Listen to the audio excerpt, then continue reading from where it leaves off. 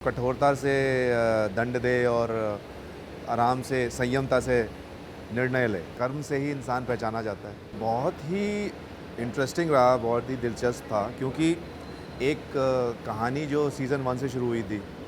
Season 1 में किरदार सिर्फ इंट्रोड्यूस हुआ था, लिटरली एक ही सीन था, लेकिन बहुत अच्छी तरीके से, एक बहुत ही पुख्ता तरीके से इंट्रोड्यूस हुआ था। क्योंकि जो वो सीन भी था जिसमें वो अपने फादर से बात कर रहा है, आता है बाहर से एक आदमी और कुछ ऐसी बातें करता है कि आपको समझ में आता है कि इसका अपने फादर के साथ कॉन्फ्लिक्ट है। उसी दुनिया में पैदा हुआ है लेकिन उस दुनिया का हिस्सा नहीं होना चाहता है। और फिर उसके बाद एक कमेंट करता है बहुत ही बड़े किरदार के ऊपर, कालीन भैया और मुन्ना, कि भाई अगर आप उन पे अटैक करना चाहते हैं तो एक न्यूट्रल ग्राउंड पे करिए, और मुन्ना को तो आप ज़्यादा वो मत दीजिए तवज्जो, क्योंकि वो एक कमज़ोर कड़ी है, तो फोकस करिए कालीन भैया पे। तो उससे पता चलता है कि एक बहुत ही स्ट्रांगली वो कैरेक्टर हमने प्लेस कर दिया था कहानी में। फिर सीज़न 2 में थोड़ा और किरदार बढ़ा, लेकिन फिर भी सीज़न 2 तक हम उसे कहीं बीच में देखते थे। ना वो एंटागनिस्ट था, ना वो प्रोटैगनिस्ट था, ना वो नायक था, ना खलनायक था। लेकिन सीज़न 3 की शुरुआत से ही हमने उसे एक नायक के रूप में देखना शुरू किया, क्योंकि वो किरदार जो था वो और ज़्यादा डायनामिक हो गया। उसमें एक नए लेयर्स ऐड हुए, नए कलर्स ऐड हुए। एक इमोशनल लेयर थी जो कि बहुत स्ट्रॉन्ग थी, जिसकी आप भी बात कर रहे थे, जो एंड में जाके वो टिप ऑफ होता है। तो एक नए अलाइंसेस थे, नए कॉम्बिनेशंस थे। पहली बार हमने देखा कि कालीन भैया का कहानी में हमेशा से एक ये चीज़ थी, लेकिन इसको कभी छुआ नहीं था, कि अगर कालीन भैया का बेटा जैसा वो चाहते थे मुन्ना, वो वैसा नहीं था, और रतिशंकर का बेटा वैसा नहीं था जैसा वो चाहता था, तो वो उल्टा था। तो इस बार हमने पहली बार देखा कि अगर कालीन भैया और शरद शुक्ला एक साथ हो जाएं तो क्या होगा। तो वो एक नया रिलेशनशिप डेवलप हुआ, जो कि बहुत ही बड़ी ड्रामेटिक बीट थी। लेकिन हाँ, एज एन एक्टर भी काफ़ी कुछ था करने के लिए इस बार सीन्स में, क्योंकि होता वही है कि आपके पास स्कोप जब होगा तभी आप कुछ उस चीज़ को और ज़्यादा एक्सप्लोर कर सकते हैं। तो इस बार मुझे लगता है वो बहुत ज़्यादा सीन्स में था, कहानी में था, कि जितना भी आप अपने किरदार में, उसकी गहराई में डुबकी लगाएंगे, उतना स्कोप था कि आप ला सकते हैं कुछ ना कुछ। तो मज़ा बहुत आया, और उस बात की अब खुशी है और हल्का सा सेटिस्फैक्शन भी है कि उसका जो असर है, जो इम्पैक्ट है लोगों पे, वो भी वैसा ही पड़ा जैसा सोचा था। और बहुत इम्पॉर्टेंट होता है कि आपकी इस पूरे सर्कल में जो आप क्रिएट करते हैं, फाइनल जो माइलस्टोन होता है वो होती है ऑडियंस। तो ऑडियंस का क्या कहना है आपकी कोशिश पे, वो बहुत इम्पॉर्टेंट होता है। तो अब क्योंकि उसका जो असर है, जो फीडबैक है, बहुत सही है और अच्छा आ रहा है, तो खुशी है। वो कैसे देखता हूँ मैं, एक ड्रामेटिक बीट है, एक एरा है। आई थिंक वो बात शुरुआत होती है जैसे कि लास्ट सीन की जो आप बात कर रहे हो, उसमें मिर्ज़ापुर की दुनिया का सबसे बड़ा किरदार, एक महानायक अखंडानंद त्रिपाठी उर्फ कालीन भैया, वो अनाउंस करते हैं, वो बात शुरू करते हैं कि भाई ये गद्दी हमने और हमारे बाबूजी ने बनाई थी, और उसका ऐसे ही वो चीज़ शुरुआत हुई, उसकी गद्दी की जो प्रथा थी। और अब कहीं ना कहीं वो ये कह चुके हैं कि वो तो गद्दी पे नहीं बैठेंगे, उसके अलावा और कोई है नहीं। तो उन्होंने कहा कि उनके हिसाब से कि भाई गद्दी पे वो बैठना चाहिए जो कि हमारा प्रतिबिंब हो और एक सही इंसान हो, जो उनकी लाइन भी है कि जो कठोरता से दंड दे और आराम से संयमता से निर्णय ले। और उनकी नज़र में एक ही इंसान है, शरद शुक्ला, जो होगा किंग ऑफ मिर्ज़ापुर। और वो किंग ऑफ मिर्ज़ापुर नहीं, वो होंगे लास्ट किंग ऑफ मिर्ज़ापुर। तो इस लाइन से, इस बात से एक ऐसी चीज़ देखी जाती है कि एक जो किंग ऑफ मिर्ज़ापुर वाला जो एक पूरा चैनल है, थॉट है, वो एरा है, वो कहीं ना कहीं वो बात शायद ख़त्म होती है लास्ट किंग ऑफ मिर्ज़ापुर से।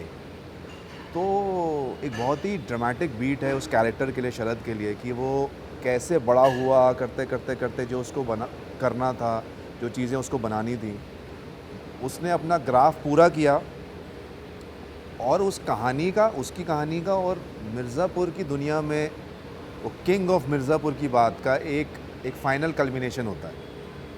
तो एक बहुत एक सेटिस्फाइंग और एक कल्मिनेशन वाली फ़ील है कि जब एक एक कोई सिरा जो खुला हुआ है, जब फाइनली वो पूरा होता है और वो बात अपनी मुकम्मल होती है, तो आपको वो एक अच्छी किताब पढ़ने के बाद जो एक फीलिंग होती है ना कि आपने पूरा एक बड़ा उपन्यास जो कई जगहों से निकला उसको पढ़ा, ख़त्म किया और रखा, तो वो जो एक सैटिस्फाइंग चीज़ होती है कहानी को पूरा जी लेने की, आई थिंक वैसा सा ही कुछ है। ये तो एक ऐसी चीज़ है कि आप क्या चाहते हैं, क्या करना चाहते हैं, मतलब देखिए आपका काम है अभिनय करना।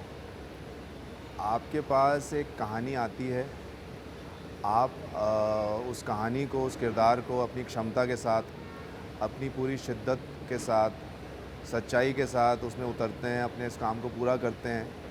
मेरी शुरुआत भी वैसी ही रही थिएटर से कि जो दुनिया में आप घुसे, जो कहानी, जो किरदार, जिन लोगों के साथ आपने काम किया, अब आपके साथ अगर मैं यहाँ बैठा हूँ और हमारी बातचीत हो रही है, तो मेरे लिए ये बहुत ज़रूरी है कि हमारा ये जो कॉन्वर्सेशन है, ये जो संवाद हो, ये मुकम्मल हो, ये अच्छा हो, इसका प्रभाव आपके ऊपर अच्छा पड़े, इसका प्रभाव आपके सुनने वालों के ऊपर, आपके देखने वालों के ऊपर अच्छा पड़े। और इस वजह से अगर एक इक्वेशन बनती है, अगर इस वजह से एक अच्छा रिश्ता बनता है, तो वही उसका एक इनाम है।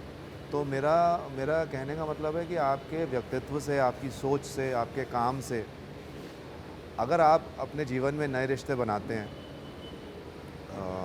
आपके काम से रिलेटेड हों, आपकी दुनिया के हों, या वो किसी दूसरे व्यवसाय या दूसरे प्रोफेशन के हों, तो वो एक अच्छी चीज़ है। लेकिन आई थिंक हाँ, वो शुरुआत होती है आपके व्यक्तित्व से कि आप कैसे इंसान हैं और आपका काम कैसा है।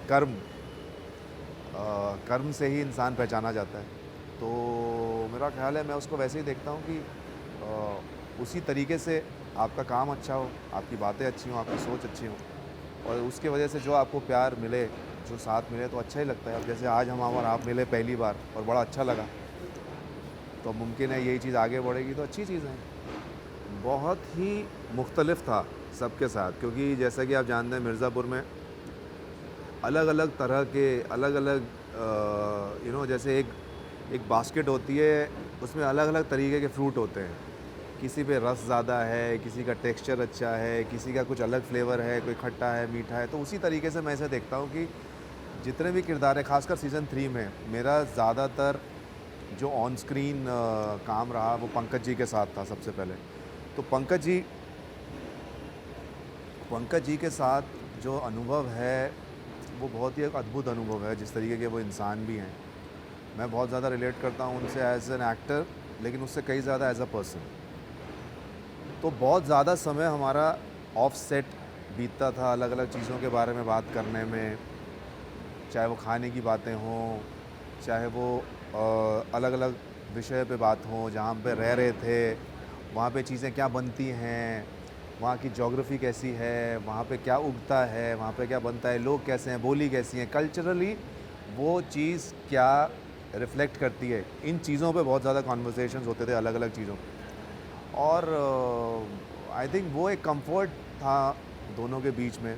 मतलब I think almost every day मैं या तो मैं उनकी वैन में होता था, हम लोग घंटों बातें कर रहे होते थे। जब अगर हमारे पास समय है, अगर हमारा जो शॉट है वो थोड़े समय बाद होगा, तो कई चीज़ों पे बातें होती थी। और आई थिंक वो कंफर्ट ही बात करते करते करते करते वो कब सीन शुरू हो जाता था पता नहीं चलता था। और सीन में भी हम इतने ज़्यादा सहज होते थे, इनफैक्ट ऐसे ही करते करते हम सीन कर रहे थे। और कुछ एक चीज़ थी, मैंने ऐसे ही शायद अपना कपड़ा कुछ ऐसे ठीक करना था, वो मैंने किया सीन में, और बात करते करते हम आगे बढ़ गए। तो मुझे तो इस बात का रियलाइज़ेशन भी नहीं हुआ, उन्होंने ही मुझे बाद में बताया कि यार वो इतना अच्छा मोमेंट था कि तुम एक एक्चुअल मोमेंट में एक चीज़ थी, तुम्हें लगी कि तुम्हें ठीक करनी है, तुमने कर भी लिया और वो तुम्हारे परफॉर्मेंस का एक हिस्सा बन गया। तो इस इतना सहज एक इक्वेशन था अली के साथ। बहुत ही मतलब मैं ये मानता हूँ कि जिस तरीके से हमारा ऑन स्क्रीन एक गुड्डू और शरद के बीच में जो एक एंग्स था, जो एक ऑपोजिट वो है कि एक दूसरे के प्रतिद्वंदी हैं, वो इतना खूबी से इसीलिए आ पाया क्योंकि हम ऑन स्क्रीन बहुत ज़्यादा एक दूसरे के लिए सपोर्टिव हैं, प्रोफेशनल हैं, बहुत अच्छा रिश्ता है।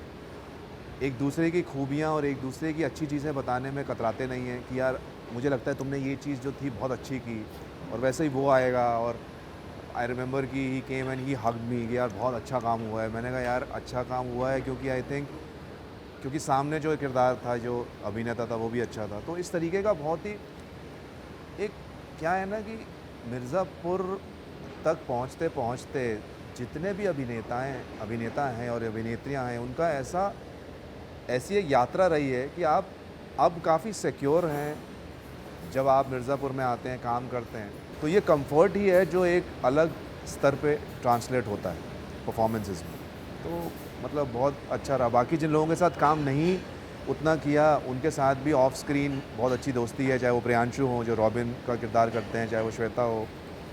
तो बहुत ही एक अलग और बहुत ही अनूठा अनुभव रहता है मिर्ज़ापुर पे काम करने का। बिल्कुल देखिए वो एक चैलेंज की बात है, वो एक चुनौती होती है कि आपकी आपकी वो एक चुनौती है और वो एक चैलेंज है जो आपकी खुद से एक अपेक्षा होती है कि अगर आपने जैसे, और वो किसी और काम के लिए नहीं, वो सीज़न 2 से सीज़न 3 में भी था कि जब सीज़न 2 में आपने कुछ चीज़ें की और वो बहुत अच्छी निकल के आईं और लोगों ने उसको पसंद किया, सराहा। तो अब आपकी खुद से एक ज़िम्मेदारी, खुद से एक अपेक्षा होती है कि आप उस चीज़ को थोड़ा आगे ही लेके जाएँ।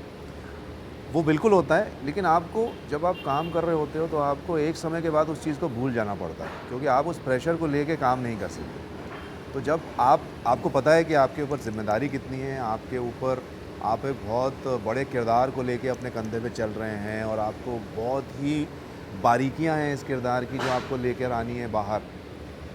लेकिन वो एक चीज़ है, लेकिन जब आप उस किरदार को जीवंत कर रहे हैं, उसको जी रहे हैं, तो आप इस चीज़ का प्रेशर नहीं ले सकते। तब आपको उसी चीज़ को उसी ज़ीरो या उस पे जाना पड़ेगा एकदम शून्य में कि आपने एकदम ज़ीरो से शुरुआत की फिर से, क्योंकि चीज़ें फिर ही बनेंगी।